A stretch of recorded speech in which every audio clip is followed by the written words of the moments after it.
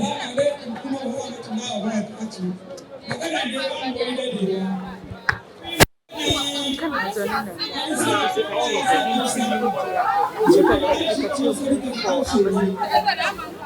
Hausa da muke nan ana celebrating shi all over the world. Ko ina da duniya, ko Hausa ya sa, kuma ko ina duka hana Hausa. Ya zama international ko ina kace ana Hausa. Sannan yanzu kuma yau magana da damu za mu yi kan matasa. Kan matasa, maza da mata duka. Don matasa, kocan na Hausa duka yana bace. Ba mu yi kocan ba mu bari yaran mu su sani.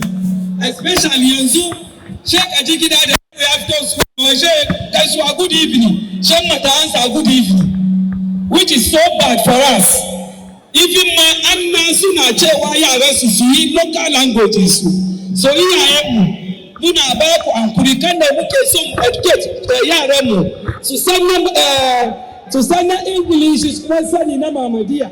So sa ku bari kocanmu ya ta nisa don Allah ba turanci da yara gida. Yara mu duka ba mu je ba mu yi turanci da mu ba. Amma yau muka sai muna turanci sai mu ba ku mamaki. Sai sa don Allah ku yi ta ma yaranmu Hausa ku gwada musu gargajiyar Hausawa. Ku gwada musu gargajiyar kowane iri ya gwada gargajiyar shi. Don mun boye gargajiyarmu.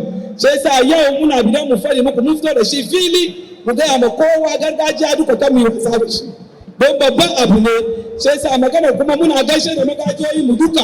Da yan America duka da suka aiko muna da sako duka sannan abincin mu duka kuma mu yi kokarin mu ta yi.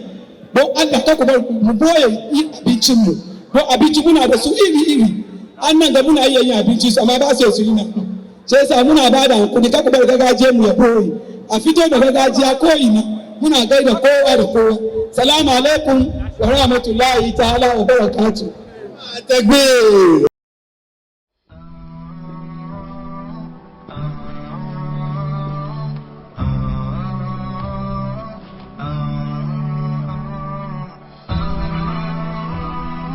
HAFIZ TV, unique every day.